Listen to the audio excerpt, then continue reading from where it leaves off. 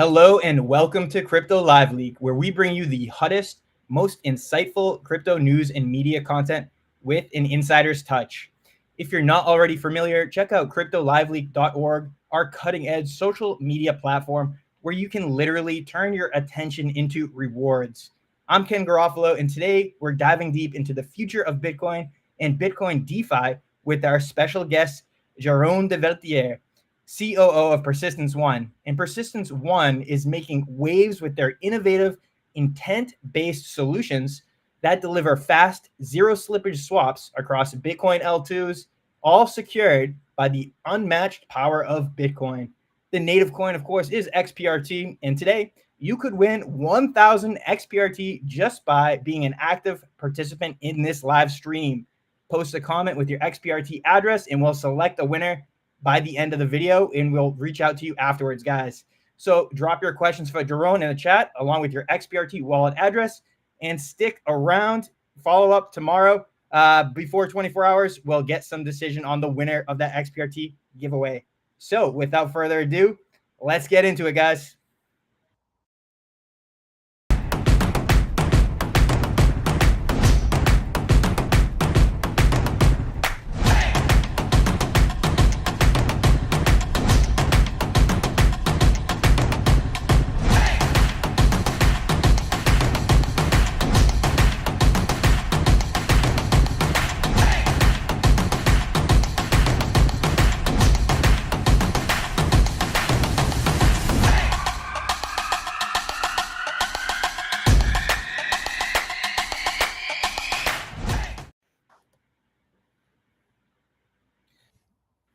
All right. How are we doing, Jeroen? Hey, Ken. How are you? Doing well. Let's hop right into the lightning round to open things up before we get into the heavy stuff, of course. So first question here. What is the first thing you do every morning? Wake up and say good morning, kiss good morning to my wife and kids, I would say, is the first thing I do. If they're not sleeping, obviously. If they're still sleeping, I'll let them sleep. I'll go brush my teeth, read my mails, read my messages, get the day started. Excellent. A family man. I can relate. If you could have dinner with one or any historical figure, who would it be? I mean, as a crypto guy, I think I would have to say Satoshi Nakamoto. I think that would be the ultimate dinner. Like a lot of interesting things to discuss there, I think, if that's an option. Might be a party of 3 or 4 then. Who knows, right? Who knows? And what's your go-to way to de-stress after a long day? I would say, probably take out the energy, take out the excess energy, go for a run, go to the gym, things like that. Maybe even take a sauna in the gym. I think that's a nice way to really relax. Yeah, that would be my thing. Excellent. And what's your favorite crypto project outside of Persistence One? There's many, but if there's really one, I have to go for Bitcoin. Look, Bitcoin is the ultimate crypto project. It's the first. It's kind of what the entire industry is based off. So yeah, if Bitcoin fails, everything in a way will be very tricky, I think. So I would say Bitcoin all the way. Okay, there you go. And makes sense with our topics today, right? Right aligned with Bitcoin. And what's one of your biggest regrets being in the crypto market? Being in it, no, I think there's no regret being in it. I think it's being late to be in it in a way. I only joined relatively late to the party. Actually, I looked at it quite early, 2010. I looked at it and then kind of let it hang, never realized what potential it had. And that's one of the biggest regrets I have, is not understanding what I was doing back in 2010 and then skipping out until 2018 or so. You wouldn't want to know. So a coworker printed out a QR code for us that had 1 Bitcoin on it in 2013. We laughed at it, crumpled it up, threw it away. So that's my biggest regret. Oh, well, we're all in this together. Yeah, right. So this or that, Trump or Harris? I try to be not too political, to be honest. I like to focus on tech and innovation. I think better for the industry, probably the other, I don't know, maybe for the world. I don't know. I try to stay away from from politics in general. Well, politically correct answer right there, I guess, as well. So there you go. Maybe you'll make a good future politician. Who So you're knows? in Korea Blockchain Week right now. If you could describe that in one word, what would it be? Oof, always tricky one word questions. Collaborative, I would say. Okay, there you go. And just a word from our sponsor before we dive into the long form content today. We are sponsored by KuCoin, and we have a $700 sign up bonus for anyone who joins. Let's take a little watch of a promotional video of KuCoin. And of course, you can trade XPRT there as well.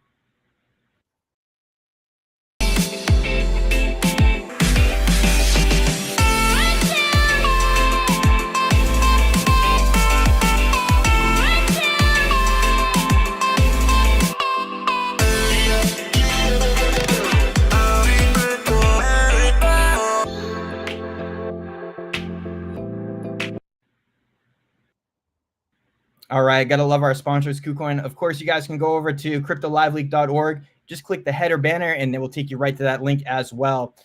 So, Jeroen, let's kick things off here. First, long form question. So, with Bitcoin DeFi, why do you think Bitcoin, the original cryptocurrency, is now becoming a major player in the DeFi space? Yeah, it's I think a very good question to kick off with. Like a lot of people like ask, like, why all of a sudden now this is kind of becoming important, while it's been around for like pretty long now. It's more than like 15 years, right? That Bitcoin has been there. But it's more of a recent upgrade that happened to the network, which was a taproot upgrade, which is what actually enabled a lot of things. Like it enabled more efficient things to happen on Bitcoin. Like initially it was started as, in a way, like intended to be like a payments platform. It kind of turned out to be more of a, I would say, store of value type of thing, like digital gold, right? But it was never a focus on, in a way, bringing programmability to Bitcoin. That was never the idea. It was not like Ethereum that was actually started to like really enable smart contracts, right?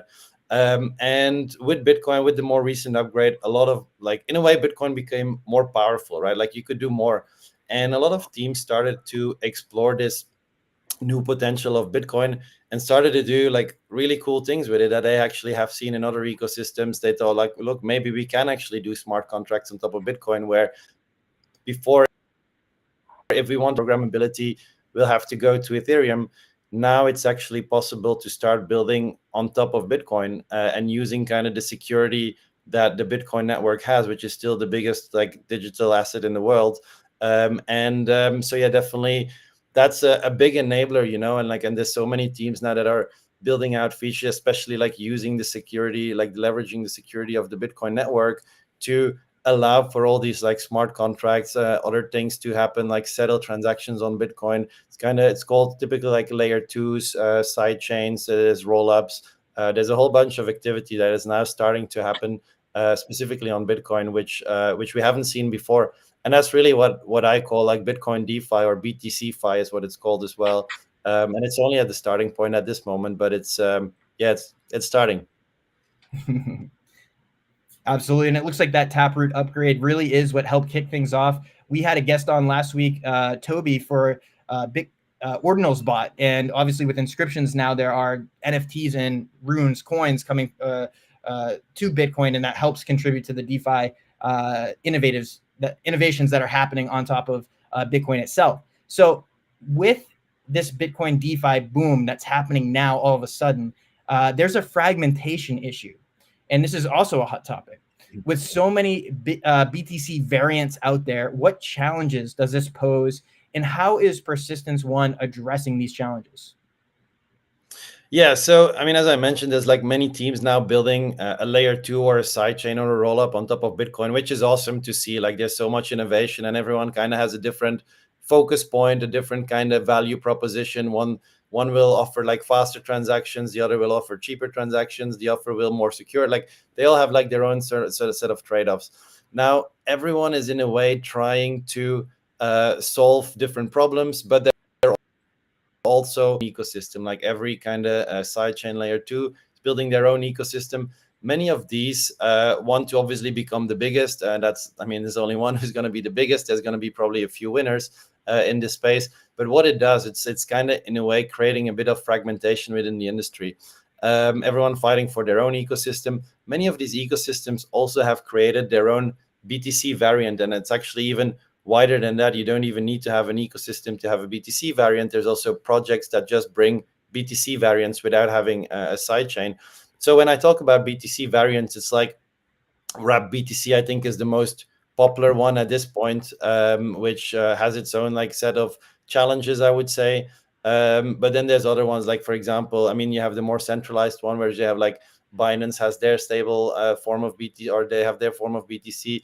You have Coinbase that is coming out now with their form of, but these like all form of BTC, like projects like Merlin Chain, they have Merlin BTC. You have Stacks, they'll come out with Stacks BTC. You have FBTC, you have TBTC. There's so many forms of BTC, right? And as a user, it's very hard to actually interchange these forms of BTC. It's relatively easy to go from BTC to that specific form of BTC that you want to go to. But then to kind of go back to BTC and kind of go back to another asset is very tricky. And so how I see it in the space is like this fragmentation is going to hurt in a way DeFi, where in DeFi we are all about interoperability. We're all about composability of different systems, whether it's on the same chain or in the same ecosystem or not. I think it's very important for users to be able to swap from BTC variant A to BTC variant 2. And so that's a problem that is currently out there. It's almost like it's possible, but it takes a long time. You typically have from one chain and go through the main layer Bitcoin, which is not built for this because it's slow. It's kind of takes a while for the confirmations to come in, to then kind of go back to this different asset.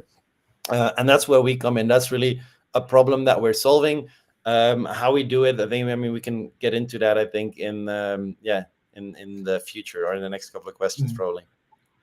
Definitely. And I'm just so glad that you recognize with Persistence One, and it must be a company mindset, that it's a usability issue. The whole reason Bitcoin DeFi is so valuable is that it's such a large potential market cap or market share that could be participating in TVL, total value locked, in the Bitcoin DeFi applications that are starting to emerge. But if the user has to fumble around, unwrapping an asset, wrapping an asset just to use these different applications, well, then you sort of lost that user, and there's a high likelihood they're not going to complete their journey.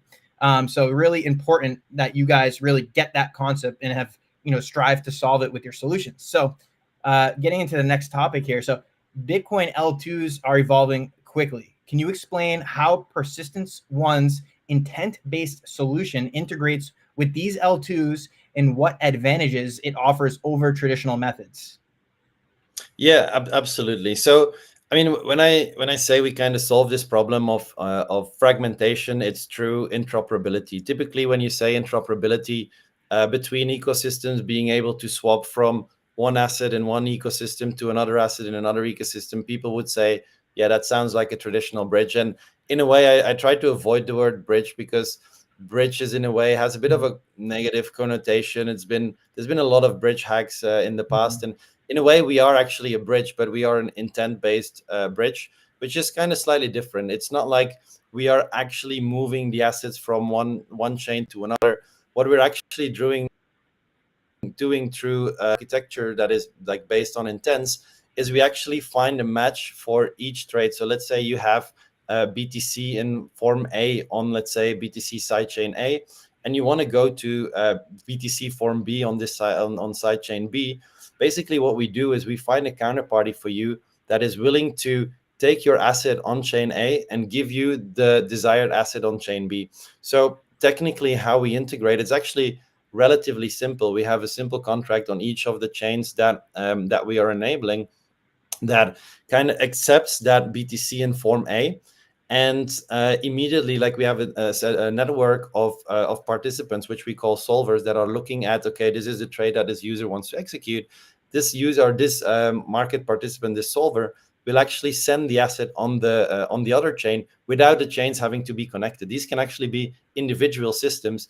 As long as that market participant is connected to both of the ecosystems, that's fine, right? So he actually sends the assets on chain B to the user, to also through our contract. And once that trade is fulfilled, our infrastructure kind of verifies that the fulfillment has happened. The user has received his assets in this contract B. He can claim them from there. And the participant that has the solver actually receives the original assets. And then these solvers are actually professional market makers to make sure that there's always liquidity, always kind of accepting that trade. They're very quick, and they obviously they know the risks. They are rebalancing their books continuously so that they make sure there's always liquidity on both sides. So it's kind of a combination between between professional market players and actually end users to get these trades fulfilled. Okay, and excellent to hear that there are professional players involved in this process that understand the need for speed and also security, which kind of leads us into the next question here. So security is just paramount in crypto. You constantly hear of hacks happening. I know you don't want to use the word bridge. I've seen so many bridges become hacked and the projects kind of die off because the liquidity gets drained from the system through those hacks. But you guys are doing this, you're approaching it a little differently with the solver aspect, but how does Persistence One leverage Bitcoin security to ensure that these zero slippage swaps are both fast and safe? Yeah, I can get into that. But maybe before, I'll quickly explain a little bit more about the security aspect of this being a non-bridge. Actually, it's the beauty of this is that we don't have any TVL. We are a zero TVL product in a way, which is quite unique in crypto. Like most projects want to have as much TVL because it shows for growth adoption. We're a volume-based project. We don't need TVL because TVL in a way, especially in a bridge, is kind of the honeypot that attracts hackers. So the TVL for us is there for a very small amount of time until the trade is fulfilled, which is a matter of seconds. And it's always going to be maximum the amount of the swap that is happening. So it's very limited in terms of honeypot.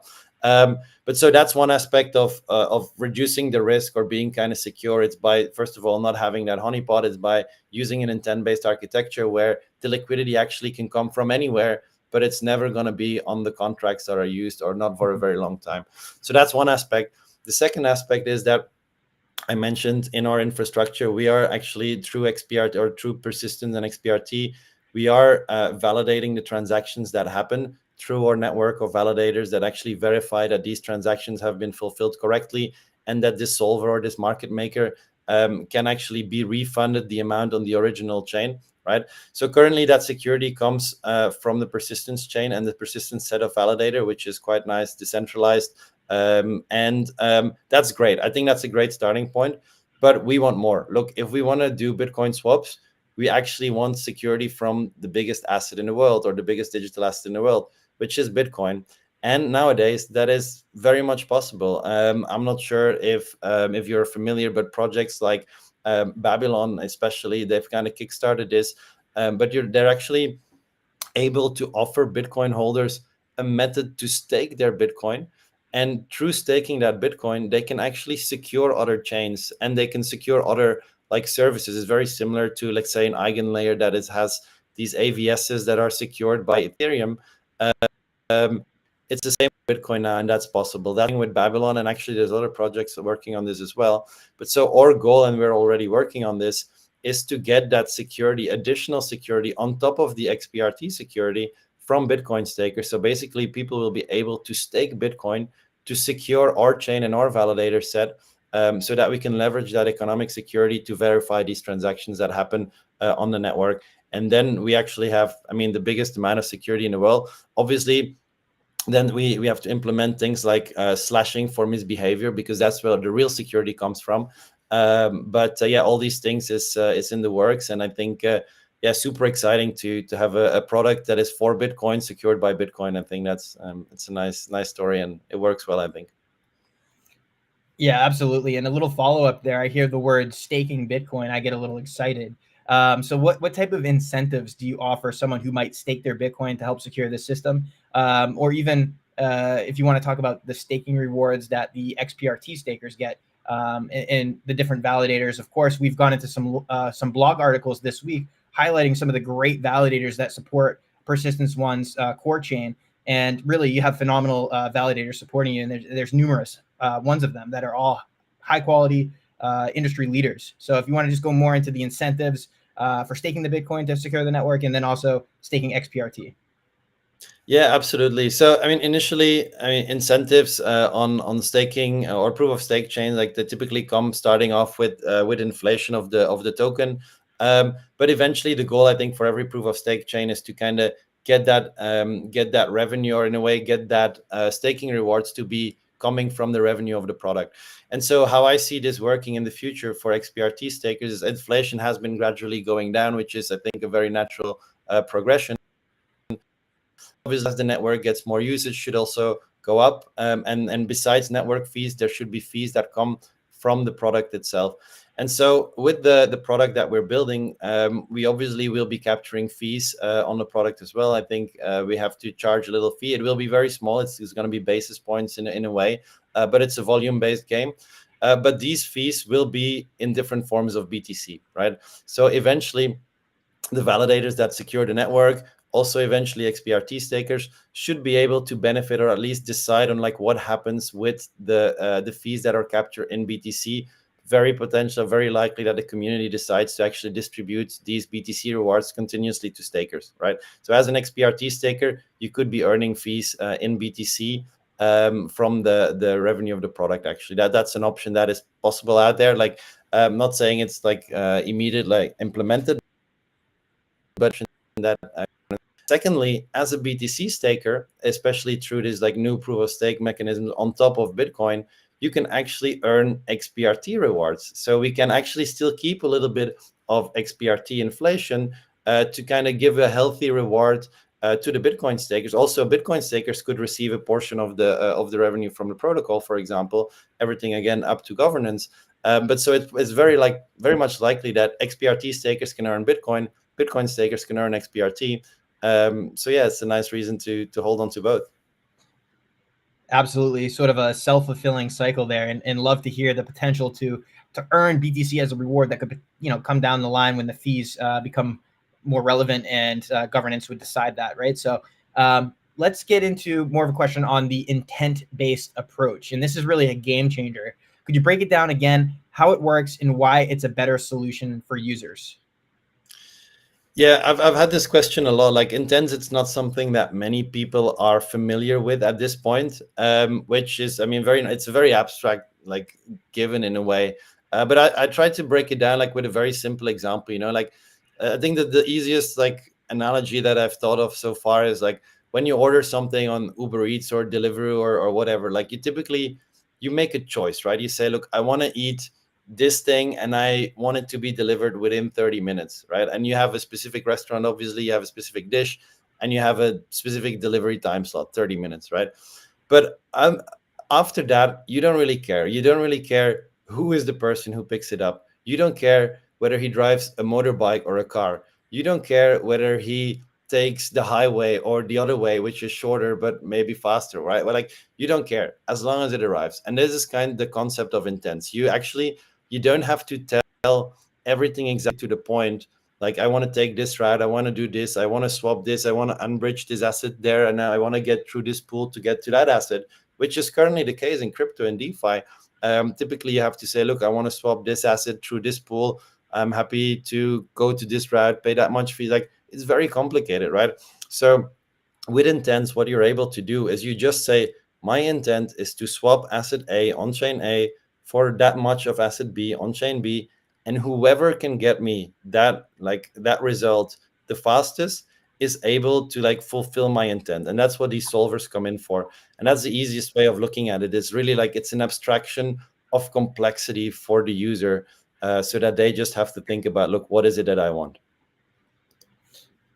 Exactly, and it is that focused on the easeability of use for the end user. They don't need to worry about the different routes of liquidity that this is being sourced from. They just need to know, can I make the action I'm looking to make? Can I make it as cheap as possible and as fast as possible? So you guys are hitting the nail right on the head with your approach there. And so we're hearing a lot about interoperability these days. So how does Persistence One really ensure seamless swaps across different Bitcoin L2s? If you maybe even want to mention the specific L2s that you guys already have integrations or are working for, in talks with to get integrations set up for. Yeah, I mean the exact like L2s I don't want to give away yet. It's coming out very soon. Like we've gone to some partnerships, but that's not out there yet.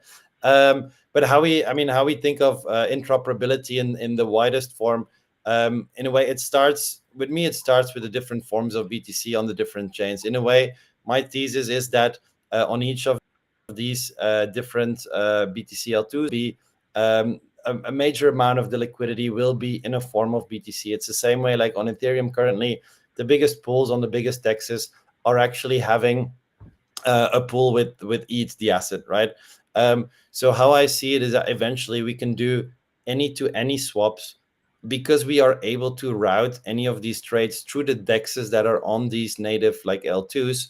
We can route these trades through the BTC variant that we're committing. So to me, that kind of brings a big form of interoperability.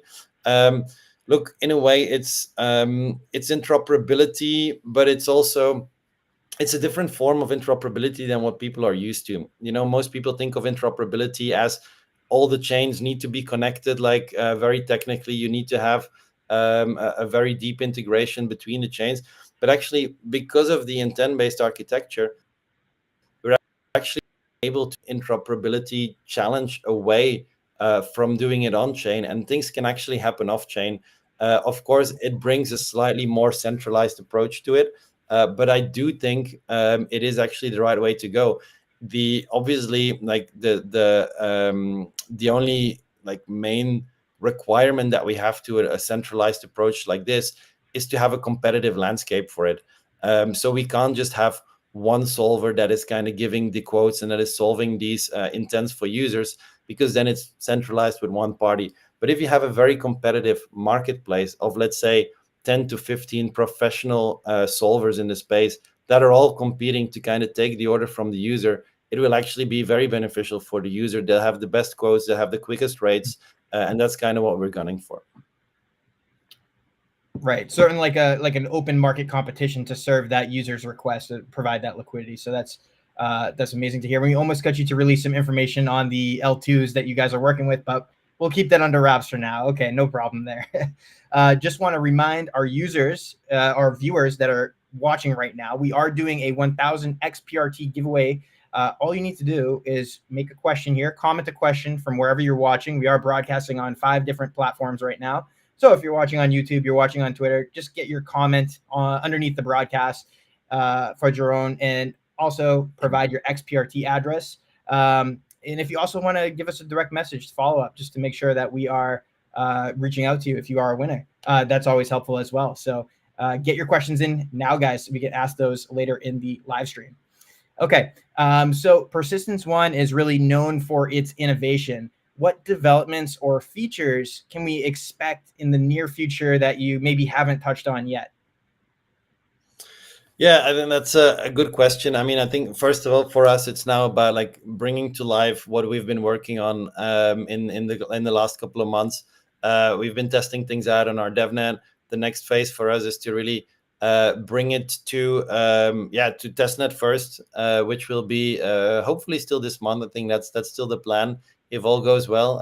Testnet with a couple of networks connected, and then eventually want to go to mainnet. Then from there, I don't want to expand too much in terms of scope. You know, like I think from the past, I think it's always kind of turned out you do things better if you focus on specific things. So and that's what we want to do. We really want to focus on making that better. We want to make sure that we're integrated with the bigger chains out there that have a lot of users. And then we want to, in a way, like just make sure that marketplace is really competitive, that we can have a lot of good solvers in there, that we have good rates for the users. And then when it comes to innovation, I think we want to try things a little bit differently. Maybe when it comes to traditional bridges, I'm not really very happy, I would say, with where the industry stands in terms of like UX UI for bridges.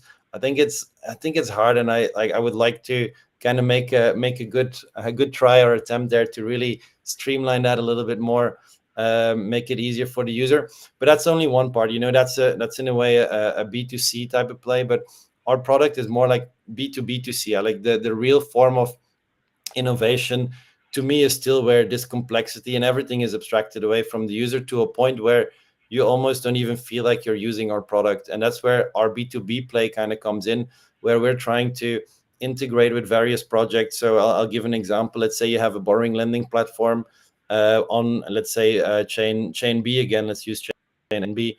But you do have your BTC on chain A. In a way, currently, this lending platform will only accept BTC Form B on their platform.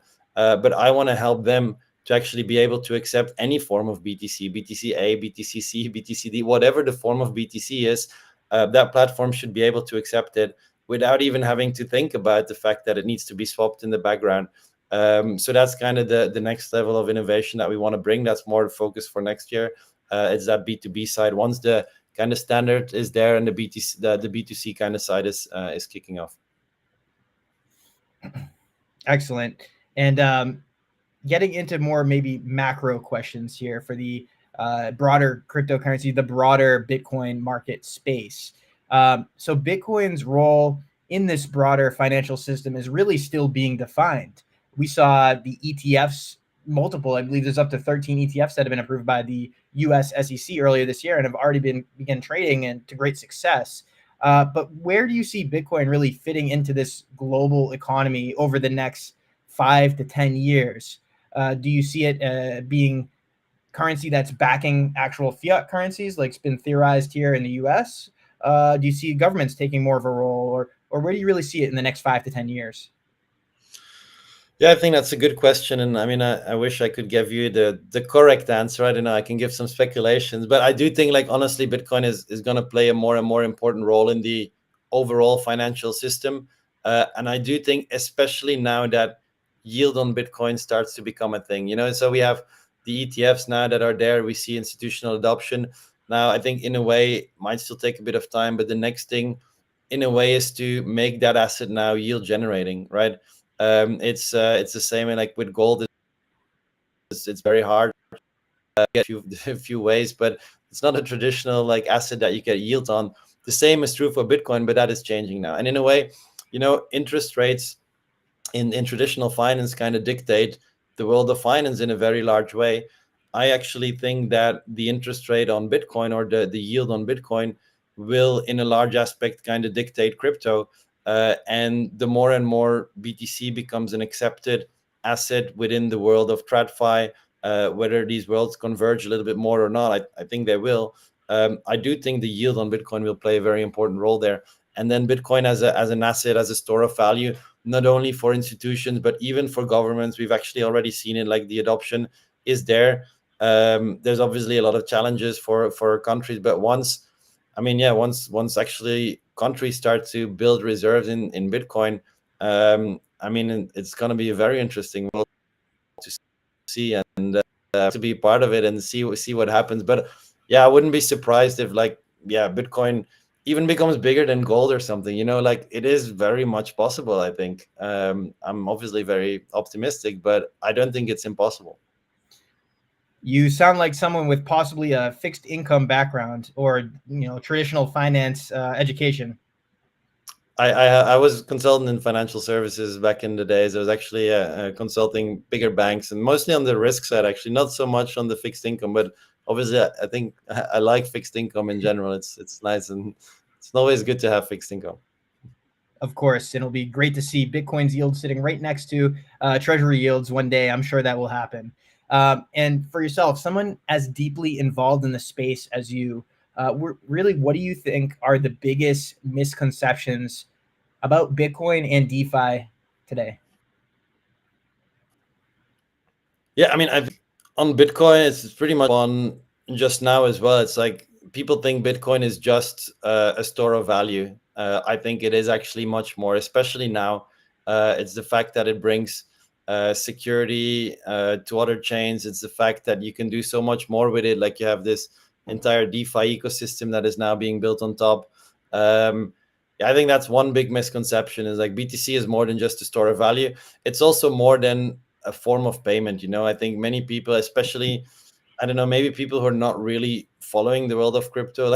I mean, I'll give an example. My parents is like, oh yeah, I still can't pay in this shop with Bitcoin, right? It's like, yeah, but it's actually, I think it's a misconception that it's the actual goal to use Bitcoin as a form of payment everywhere. Maybe in the future, maybe like some things like Lightning obviously make that easier, but I think that's a bit of a misconception. That's not the only use case for Bitcoin. I think it's a lot more.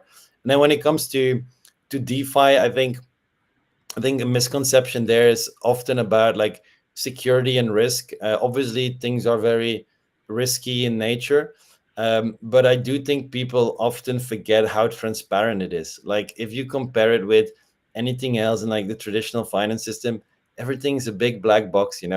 At least in crypto, in DeFi, I would say 95 to 99% of protocols are actually open source. You can actually read the code. Everything has been audited in a way like so openly. There's hundreds of thousands of eyes that actually can look at the code and verify things and see if things are actually happening correctly. And in a way, I think that will, in the long run, benefit overall security and kind of usability, transparency. I think that's a misconception at this point. Everyone says, "Oh, it's this big black box. It's illegal, or it's used for illegal." But anyway, everything is there. Obviously, there's like privacy concerns and whatever, but I think we can solve that. Yeah. Working one day at a time to change the public's perception of Bitcoin. Absolutely. And if anyone has a question watching right now, get it into the chat. We're about to ask the community questions. And the questions that we ask will qualify the user for this 1,000 XPRT giveaway. So current value is pretty high, guys. So you're definitely going to want to get your questions in. I believe we have 2 or 3 questions in the chat so far. So get to asking. All right, Jeroen. So lastly, we know you've got some exciting updates to share. You've been at Korea Blockchain Week all week, and we can't wait to hear about the latest happenings there. So how's Korea Blockchain Week going? And did you guys make any announcements, or do you want to make any announcements now? Hey, you're good to get information, which I like. I'll give you.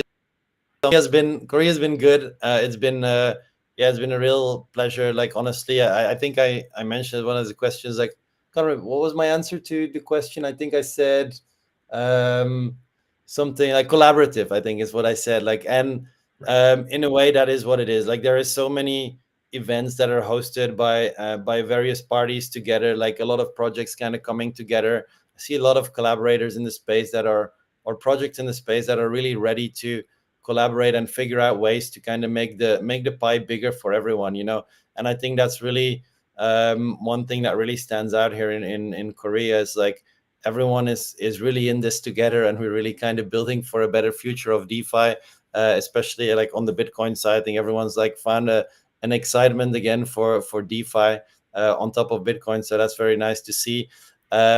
One thing, like retail is not really that present, I find, in this event here, but I think that's okay as well. It's also information, obviously.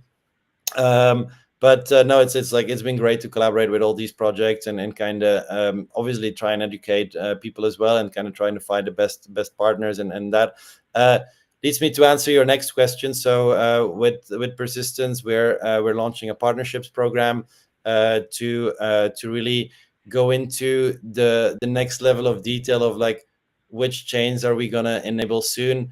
Can't give it away really, but there are a few that are in the pipeline. We've got some partnerships confirmed here that will be the first to launch with, that will facilitate transactions as to most of the bigger ecosystems that are out there doing like God's work in a way when it comes to Bitcoin DeFi and like moving the ecosystem forward. We'll be partnering with them to bring those intent-based bridges to their networks.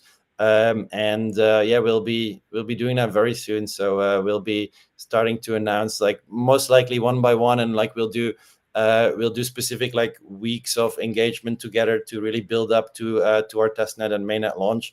But there's some very good stuff in the pipeline, I would say. Awesome. And for everyone watching, definitely go to persistence.one, the website, and stay up to date on the Twitter accounts as well. I'm sure as soon as these partnerships get released, as soon as the program has more legs to it, you're going to see all kinds of push on social media, in the blog posts, and it's just going to have a ton of exposure for you guys. So really cool to see. And now we're getting into the fun part of the show here, where we get into the community questions. Of course, all of these questions we ask the the viewers are going to be eligible for the 1000 XPRT giveaway. So you guys are making some money tonight watching this show. You're learning a little bit more about Persistence.one's pursuit to kind of make Bitcoin L2s more interoperable and the kind of way that they approach it. But you're also making yourself some money. So let's get into these questions here. First, we have from Aptos Worlds. With Bitcoin evolving so rapidly, what do you think will be the next big use case for Bitcoin in the DeFi space? And how can retail investors position themselves to benefit from this evolution? Yeah, I think that's a good question. And I think we briefly touched on the questions earlier. But to me, the biggest use case for Bitcoin is the yield that comes on top of it. In a way, there's a few forms on which you can earn yield on Bitcoin, right? One is traditionally like you deposit into, let's say, borrowing lending platform, and you kind of earn some rewards from putting your Bitcoin to work in a lending platform. That's one, and then typically the second one is like you have some CeFi strategies that you can run, or CeFi, I mean like centralized finance strategies that you can run on centralized exchanges. Typically, you can do like covered calls on Bitcoin to earn some yield, for example. And then now there's a third one, right, which is the staking aspect, and it's the securing other kind of chains or use cases to earn more. But so in a way, yeah, big use case is that yield, and then now what all of that enables, and that's kind of the wider thing of DeFi. Now that those yield bearing forms of Bitcoin, what can you do? You can do things like leverage liquid staking. You can actually increase the yield on that a little bit more.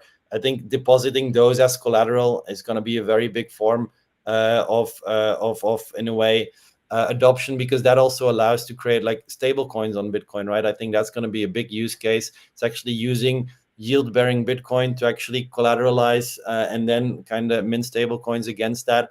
I think that's going to be a very big use case. I think how retail investors can position them to benefit from this, I would say, as a retail investor, really look around at the different protocols that are doing these things. I think there's many liquid staking providers that are actually looking to bring yields on top of Bitcoin and have like an LST, the token for that, which then can be used or will be able to be deposited into those platforms.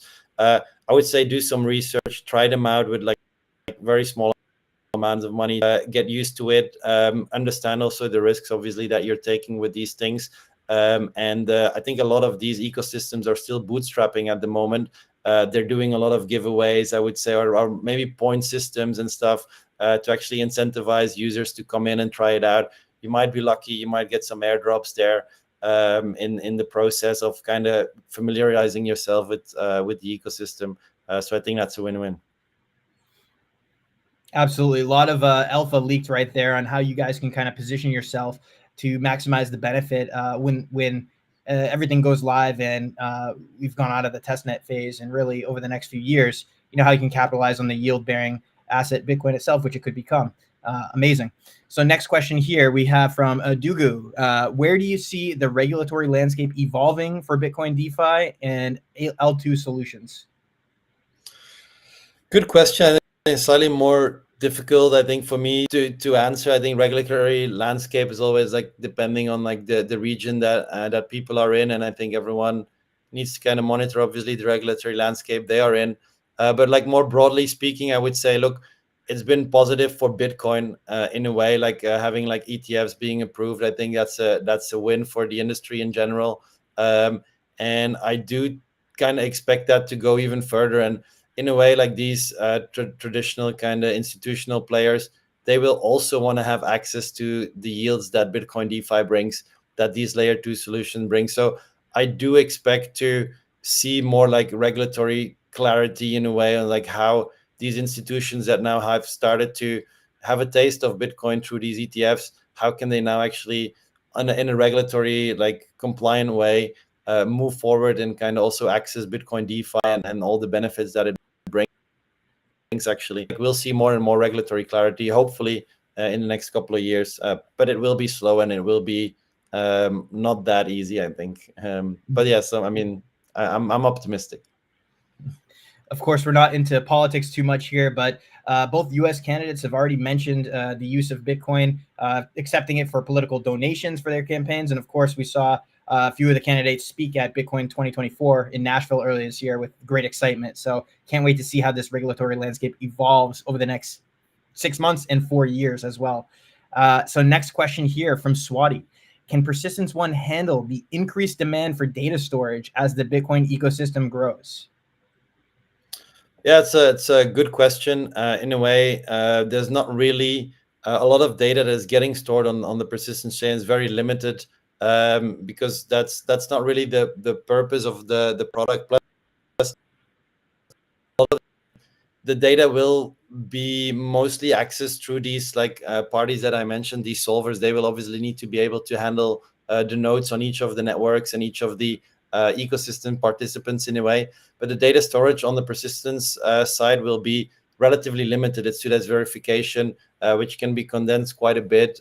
So there's no issue there at all, actually, that we foresee.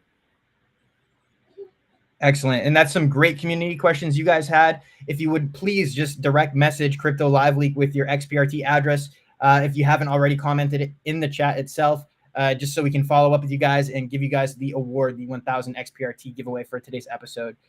So that's really been great. We're going to wrap up today's show. Do you have any closing words for us here, Jeroen?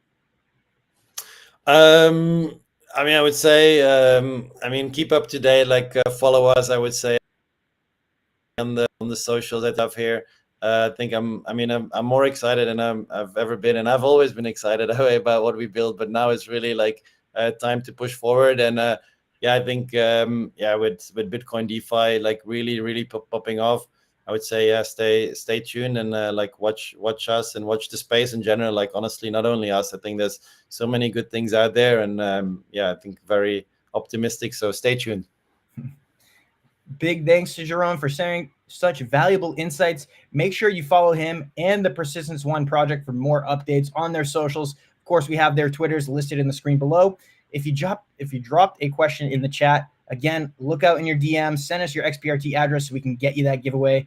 And be sure to follow Crypto Live Leak across all social platforms. We're on X, we're on Facebook, Instagram, Threads, YouTube, and even TikTok, you name it. So we're there.